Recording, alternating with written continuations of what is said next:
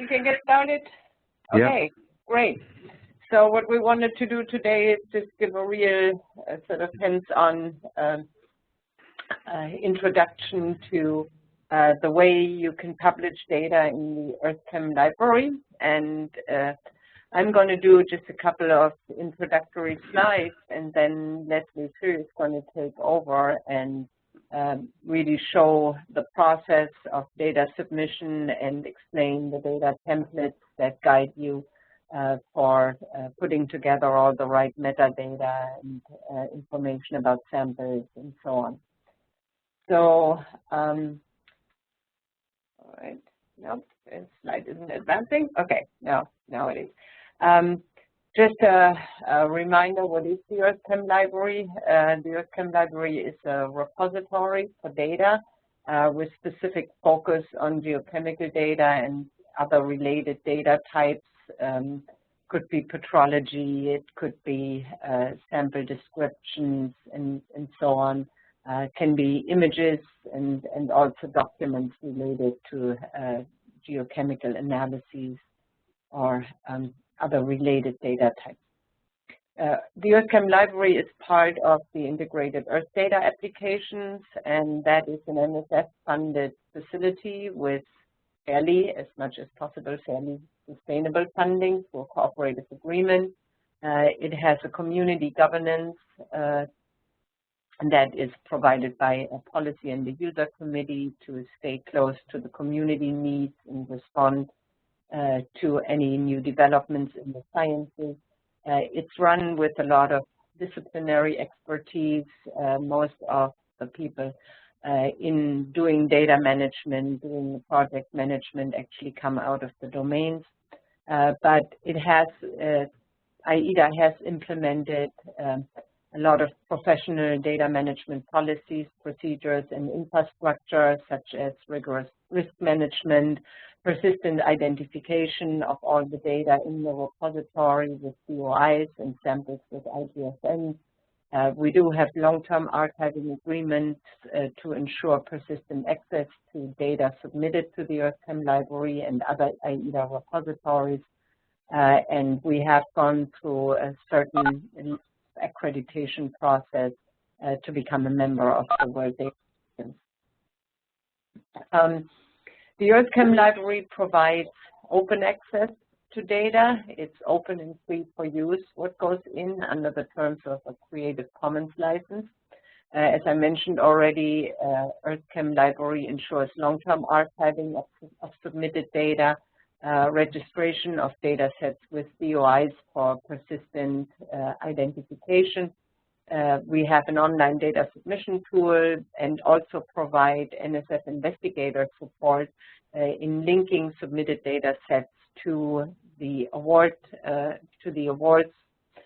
given by NSF through the award numbers, which allows investigators to submit data sets to the EarthChem library to generate data compliance reports that we're expecting will become over time part of the final or annual reporting system. And I think with that, I can hand over to Leslie. Okay, great. Thanks, Kerstin. So the next few slides and demo is just so those of you that are listening would be able to submit something to the EarthChem library yourself or help others in your CZO to submit something, and also to understand what the benefits of submitting data sets to the system will be. The first thing I want to go over is just some requirements or recommendations that came up for the publication of geochemical data. And these came from a meeting of many editors and Kerstin and others in 2009. We've actually submitted this file to the EarthChem library, so it has a DOI and you can access it and cite it. But there were three main things that they wanted to make clear in this document. The first was that new geochemical data should be very accessible and in a format that is easy for others to use. So new geochemical data produced in the CZOs should be made available for future use. The second thing is, in addition to the values themselves, there should be data quality information, such as that about the analytical process and reproducibility of the measurements, any correction procedures that were run, and more information about the analytical technique, the lab that was used, and any values measured on reference materials. These are all very important to geochemists who are evaluating if they want to reuse or cite this data. And the third thing, which we think is very important and related to the previous IGSN webinar that we gave, is sample information. So geochemical data that is derived from samples, the sample should be well described with location, latitude, longitude to good precision if possible, classification, meaning lithology of rocks or species of biological specimens, and also the use of global unique identifiers such as IGSN from the CSAR system. So to help our users fulfill those recommendations or requirements, EarthChem has developed several data templates for various data types that are common to our users. So if you go to this URL here, which is accessible from the EarthChem library homepage, you will see that there are links to templates that were developed for bulk elemental analyses, bulk isotope analyses, and in situ analyses of minerals or melt inclusions. And those are the very major data types that are in EarthChem right now. But of course, we want to also be very useful for the CZOs. So one question for you as you're watching throughout this demo, if there are additional data templates or even fields in the templates that you think would be very useful for CZO data and would convince the scientists in CZO to use these templates and help them, then we are very interested in knowing what those are. So I'm going to show a filled out template here. Hopefully it is, let me increase the font size a little bit. But you can see, here's an example template. The first tab is just some instructions for the user, describing what the different tabs are. Then we like to have information about the data set itself. So the title, abstract, author, institution, contact information, and also very important is if there's any related publications. On the samples tab, that's where this information that is recommended for the samples would go, such as the location, any location keywords, lithology, and also we've left it so that the user can fill in more columns if they desire. But of course, if there's something that's very common to CZO data, then we can pre-fill those. So on the data tab, we have, of course, the measurements themselves, but also information about sample preparation and chemical treatment. So of course, this example I'm showing you is like a very well filled out template, and not all templates have this much information. But in this case, the user, she was involved with EarthChem and knows how important it is to have all of this information in here. So we don't want to intimidate or drive away any users by saying that they need to fill in all of this. But if they do have this information and they probably want to keep track of it for their own use, they can put it in this template. And then finally, what is also very important is this data quality information. If there's information on the instrument used, which laboratory it was in, the analyst and the analysis state, and all of this stuff could be useful when evaluating the values or trying to figure out why the values might be a little bit different than expected. So here, Tiffany has filled in both information on the primary analytical metadata tab and additional information here about fractionation, corrections, and normalization. So this is the example of a very well filled out template. So once you have a template like that filled out, and it doesn't need to be one of the EarthChem templates, but these really help you to gather all of the information that makes the data as reusable as possible. Then you would want to submit your file to the EarthChem library.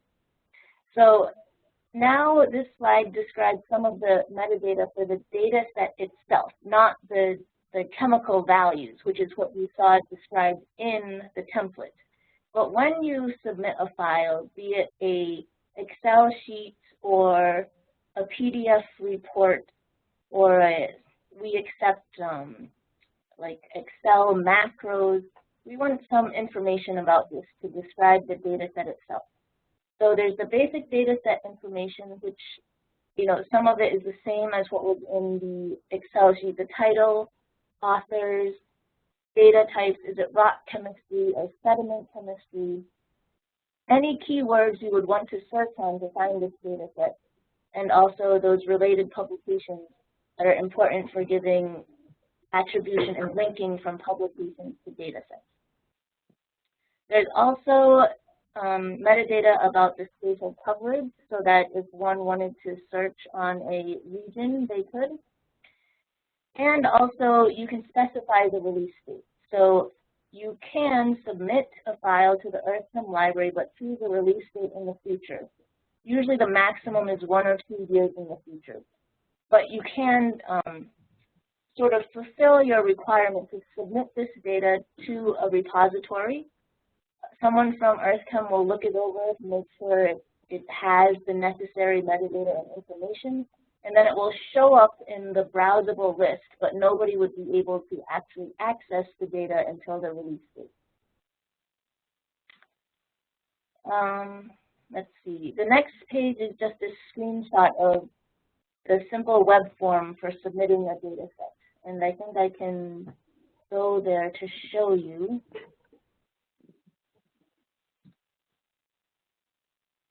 So here's the homepage of the EarthChem library. From the navigation menu on the left, you can press Submit.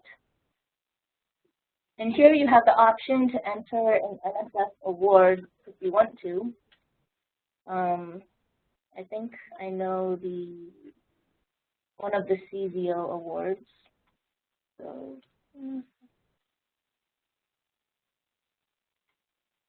and what this does is it allows you right off the bat that when you are submitting something to EarthChem, we will link it to your NSF award so you can demonstrate compliance later. So here you're just checking this is the correct award. So yes, this is one of the CZOs.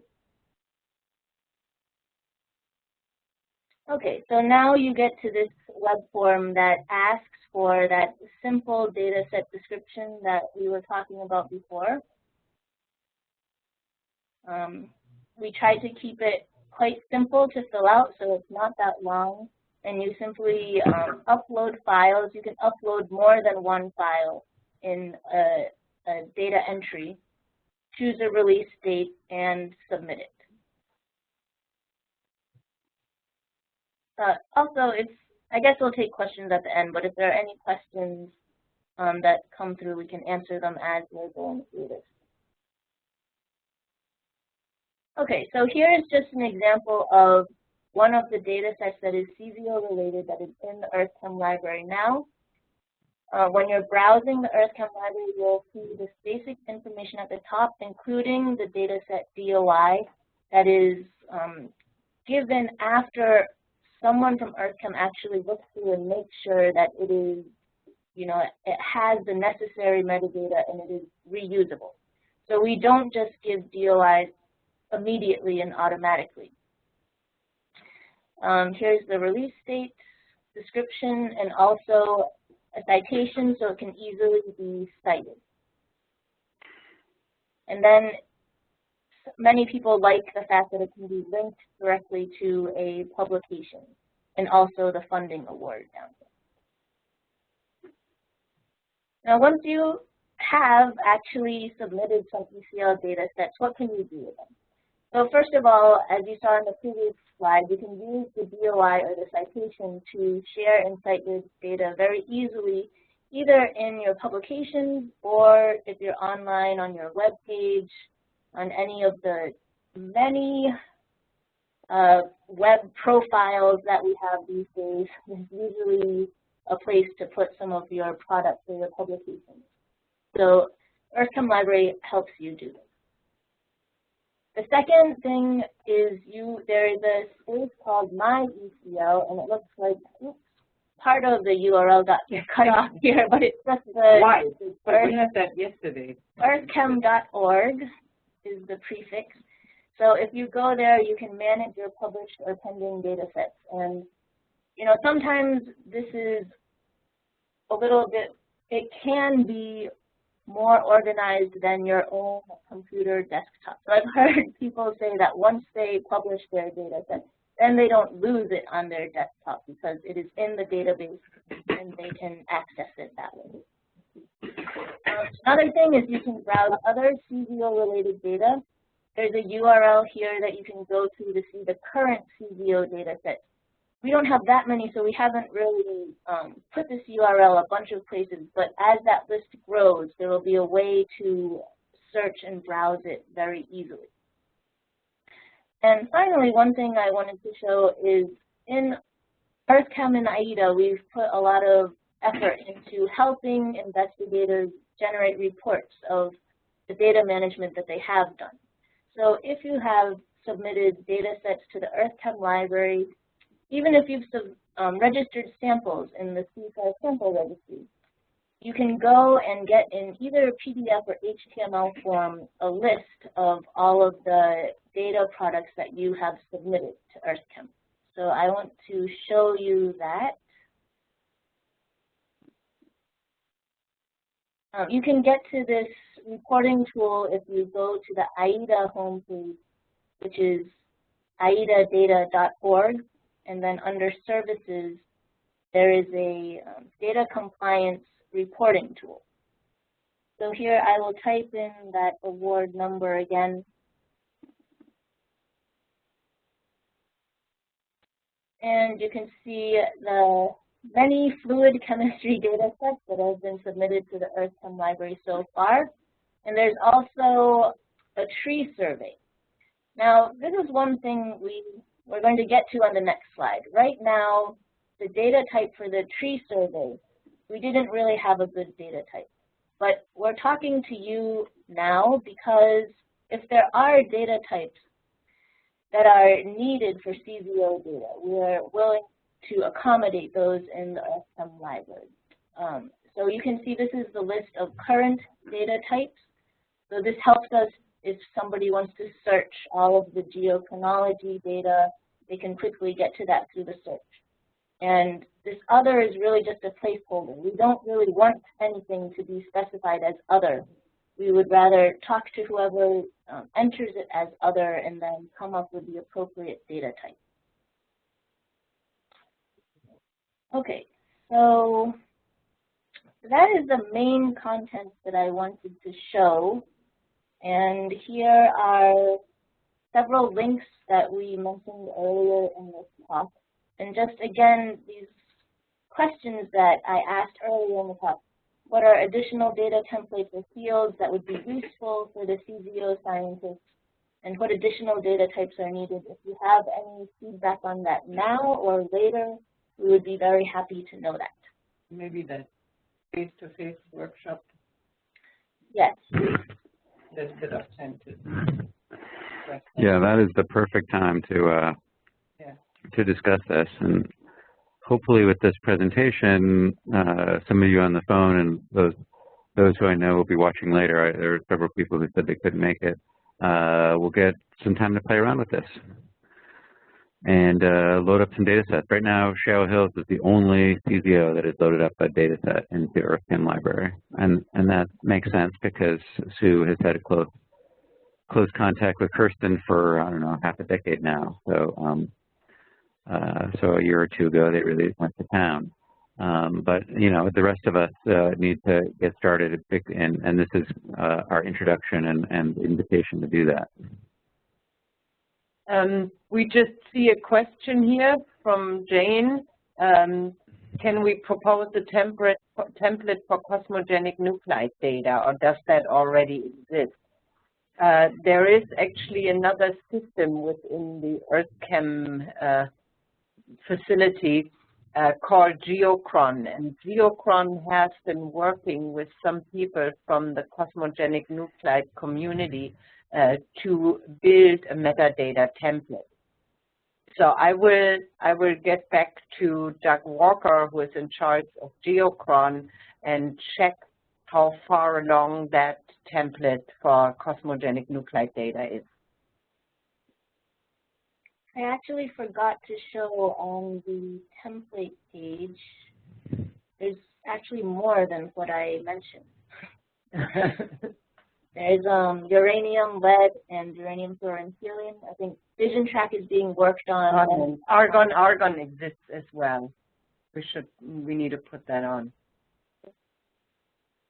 Mm-hmm. So I'll check with Doug Walker and provide a response at the next meeting. So you listed the data types, and they don't exactly match with the data templates, but it's the intentions that there's a one-to-one match, or not really? No, it looks like they're conceptually different. Yeah, because the data types that are listed here are more of content type, mm-hmm. while the templates are more customized towards the analytical procedure and the metadata that come along with that.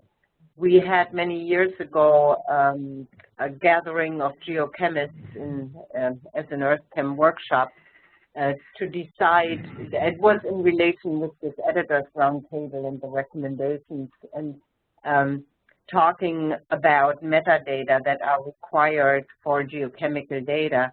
And basically, there are different types of metadata relevant for different types of analytical procedures. So that led to the subdivision of bulk geochemical analyses, in situ geochemical analyses, and isotope, again, isotope bulk analyses and isotope in situ analyses, because the bulk analyses have a different set of metadata than in situ. Mm-hmm. So that's why there is a discrepancy. But I see your point, and I think it would be good for us to actually try to map this better. Mm-hmm. There is clearly, when you think of chemistry rock, a lot of data sets that we get, albeit sediment or fluid, are a combination of major elements, of trace elements, of isotope analyses. And so, you know, you can have multiple templates under one data type, or multiple analytical procedures combined under one data type. Mm-hmm.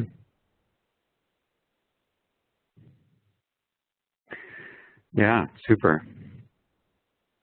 And so that decision was made at this editors roundtable. I think I saw a link, and I just pasted it into the chat. Is that where a lot of these decisions were made? It looks like it was just published. Yes, that was. Yeah. I mean, there were 3 meetings, as you can see in this policy statement. The editors roundtable met 3 times, and this EarthChem workshop that I mentioned happened in between with a sort of subset of the participants, and they made these recommendations for metadata. Mm-hmm. And I should mention that actually the editors roundtable is now revived, reinstated. I had last year at the Goldschmidt conference, I had a meeting that was, again, focused on geochemistry, but at a subsequent meeting at the AGU in last December 2013, the editors roundtable recommended that its scope should be extended to cover earth sciences more general, and to become more organized somehow in establishing a wiki with guidelines for data publication and data and information about data facilities that handle data and so on. And we're actually meeting on Monday in Vienna again with the editors roundtable, and the next meeting after that will be at the Goldschmidt 2014 in Sacramento. Mm-hmm.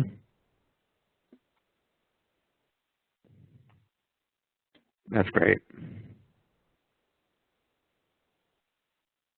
Wow, it's impressive the list of editors that you had at this meeting. And we had this year at APU, we had a really good attendance, and we had the president of the Geochemical Society there and the president of the Geological Society and Elsevier, Science, Nature. Everybody was there again. They're very interested in the topic of data and new ways of data publication, working together with data facilities to ensure persistent access to the data underlying literature. All right.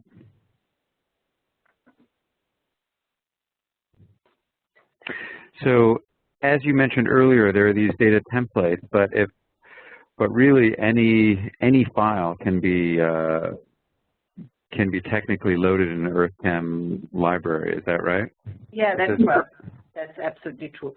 We will always take a look at that spreadsheet, and if it's, for example, sample-based data, we will contact the author, and if there is no, geospatial information and so on, say, can you please do that? We have quite a number of synthesis data sets in there now that are compiled from databases or from multiple investigators' data sets, and we try to make sure that all the citation is properly arranged, that the original data source is cited. So there are certain policies that we're trying to enforce as much as we can. Mm-hmm. But there any type of file can go in. And I was we even have documents like sort of reports that are more gray literature, can be officially included in scientific journals. We publish those as well. Yeah. Perfect. Anybody have questions? One of the things that I wanted to follow up on, this was mentioned briefly when Kerstin gave her very first presentation about the general topic of data publication, and that was the point that that the best data repository is one that is tied to your specific domain or the domain in question that the data set is related to. So clearly, as you can see from these templates, that EarthChem is related to geochemistry and does a good job with a lot of major geochemical data sets. But Kerstin mentioned that for other data sets, one might want to use other repositories. And although EarthChem can handle a wide diversity of files, even if they don't quite fit into these templates perfectly well, there may be a benefit to work at these other repositories. And I don't know if we want to show some of the ones that we've begun to list, but our CZOData team has basically come up with a list of other recommended domain-specific repositories. All right, I just got the presentation role got returned to me, so let me show while I'm doing this. And does anyone have any questions for Kerstin or Leslie? Okay, so it seems like this might be a reasonable time. Okay, so I'm showing this list that we came up with. And I guess there are 2 points that should be made before we, or one major point that should be made, and that is that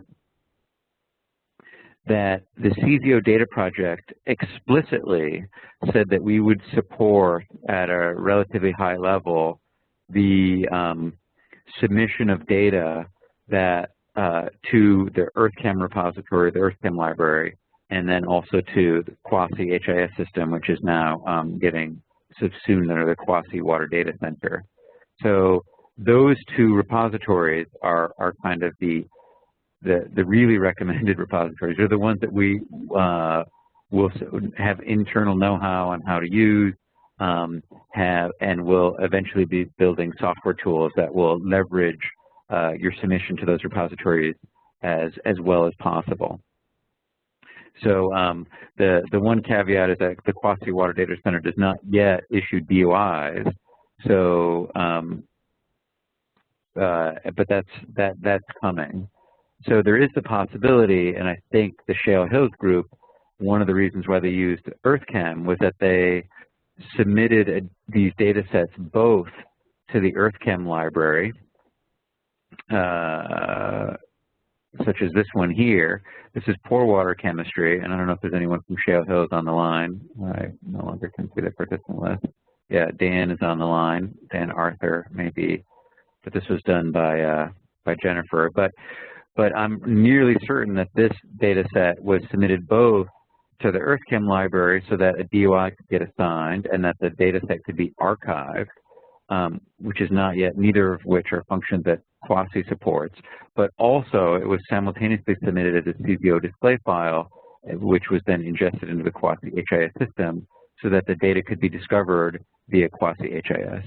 So that was an approach that was taken a couple of years ago, and it's still a reasonable approach. Hopefully within the next year, that won't be required to kind of load up a data set twice, because we will be offering kind of at a higher level of support and integration. I don't know if anyone from our team has a comment on that or if there are any questions on that. Okay, so however, you know, you could do a process very similar to that, but submit your data in a repository that may indeed also provide DOIs and be a DOI registration agent, but may be much more supportive of the data set in question. And, you know, I actually said that there were only 2 repositories that the CZOs supported, and I really should move Open Topography up here because it's really the 3rd one. So the CZOs wrote a memorandum of agreement with Open Topography, so all of our LiDAR data is being hosted at Open Topography. So that's really our 3rd repository.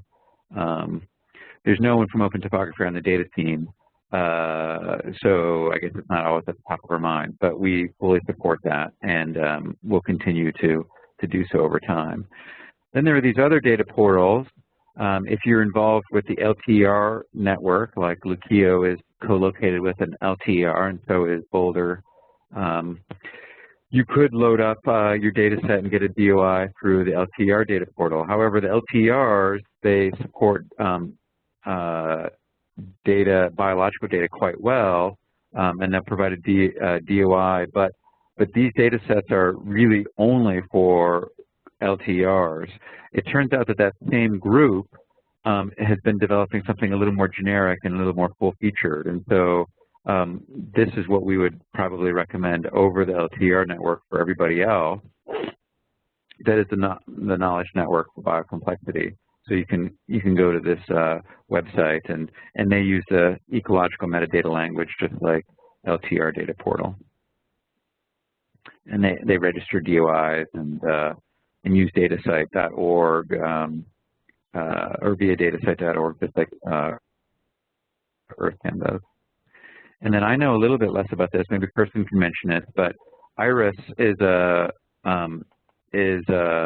an organization that handles seismic data quite well. Do you want to speak a little bit about IRIS, Kerstin or Leslie? I just unmuted. Sure.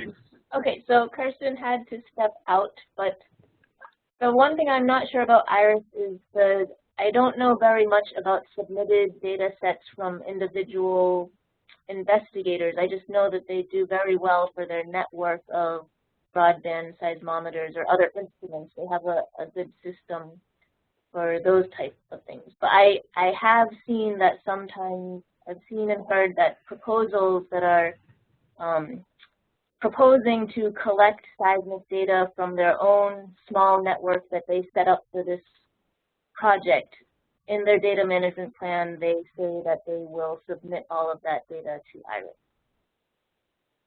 Yeah, so maybe I should step back and say this is kind of listed in order of how much we support them and are connected with them, right? So we, as I mentioned, Open Topography are relatively connected.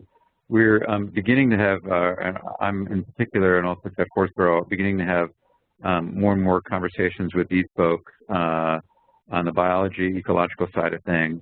But we haven't actually started explicit conversations about interoperability with these folks. But Leslie would just point out that it's possible. The same should go for UNAVCO. There are people within the CZOs who have connected with UNAVCO. I forget what that stands for, but they are they do geospatial data, and in particular kind of high precision GPS and survey data. They may do other types of data types. I don't really know. So there are other repositories and completing and filling out this list and maybe even identifying additional repositories that the CZOs may want to begin approaching in the next round of funding that would start sometime hopefully in early to mid 2015.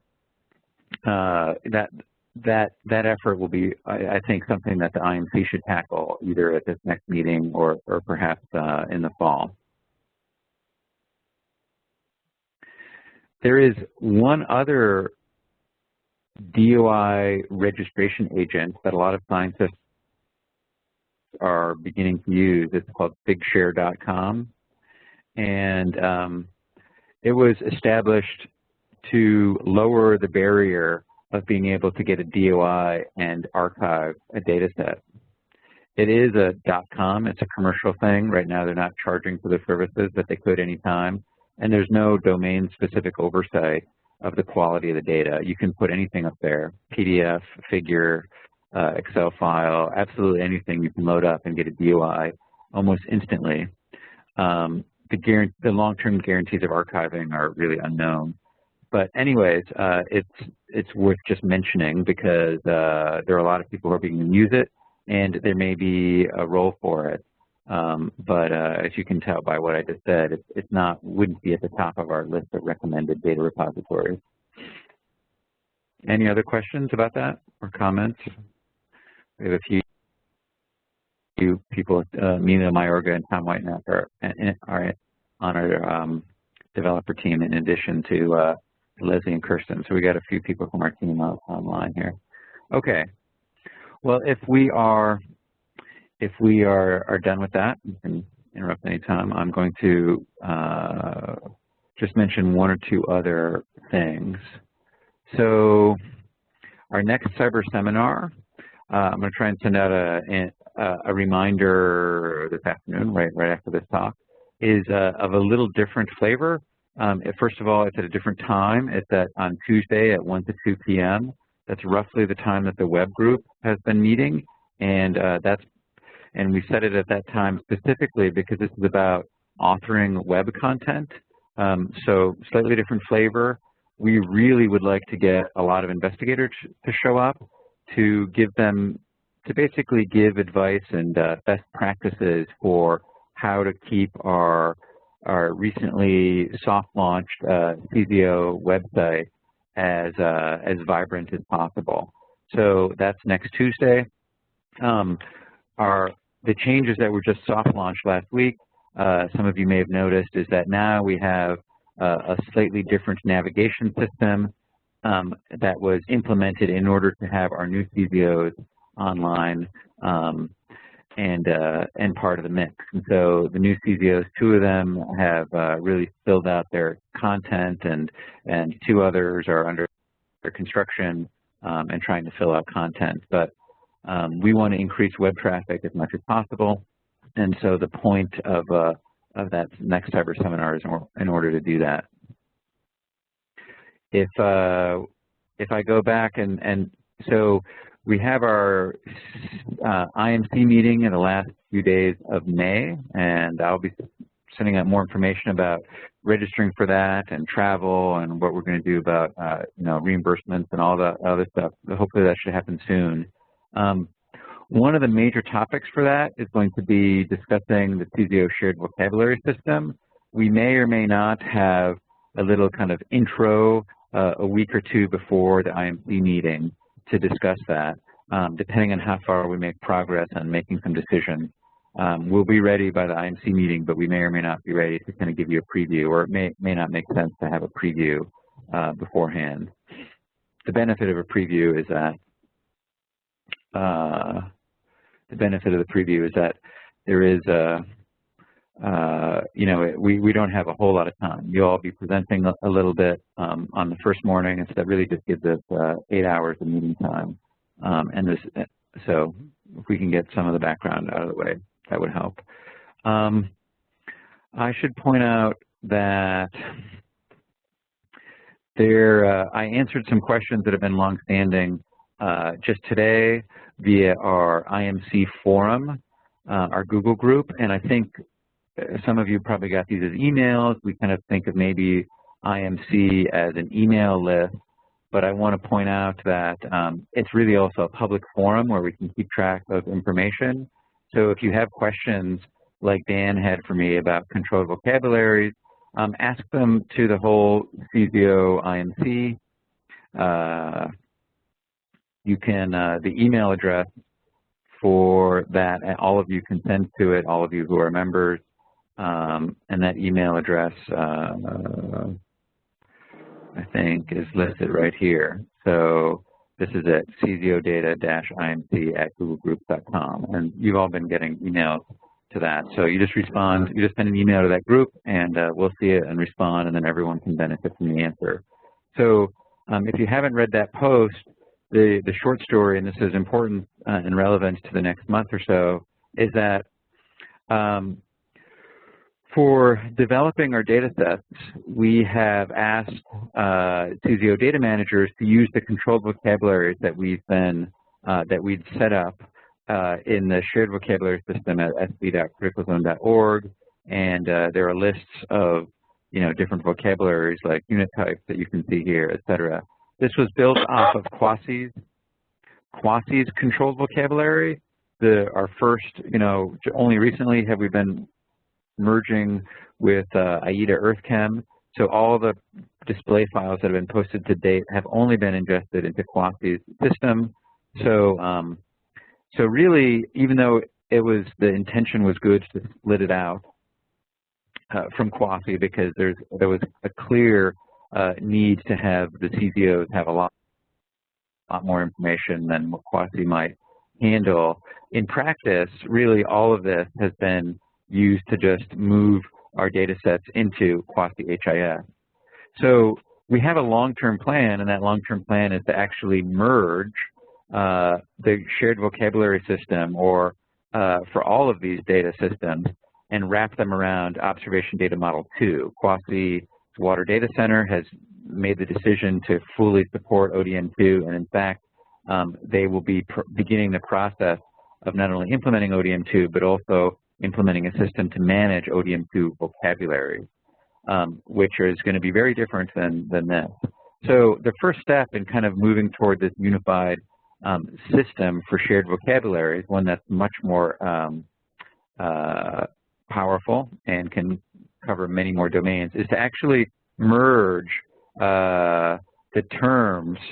This is diverged from this list here, and we're going to merge sv.criticalzone.org back into Quasi master vocabulary and use that in the interim while we're developing the ODM2 vocabulary. So read those posts that I just sent out. and stay tuned. We'll let you know when that merge is complete. And if you go back to this website, Jeff Horsborough, who manages this, will have a big post here that says things have been migrated over. And by the way, he apologizes profusely. He has tried, many of you have been sending requests to update vocabulary terms, and those have been disappearing into an ether hole, a black hole of the Ethernet or something. There must be some issue with the code where things aren't working. He may be able to actually extract them, but he certainly hasn't been getting emails, and so he apologizes for that poor management. Anything that was sent previous to about a year ago ended up in someone's inbox that is no longer employed at Utah State. But for about the last year, it was supposed to go to Jeff and David Tarboten, but it wasn't really functioning that way. So apologies to everyone who's submitted requests. If the terms already exist in CWASPI's control vocabulary, you don't need to do anything. But if you've submitted a request that's in neither control vocabulary, you could submit it to CWASPI's vocabulary, and it will be merged together with our vocabularies, or wait until things are fully merged and then submit these new terms. Any questions or thoughts? All right. Well, I think we're ready to wrap up here. It's under an hour, which is probably welcome after we've run a bunch of hour and 15-minute long cyber seminars. This is recorded, and we'll post it quite soon to the website so that you can all check it out.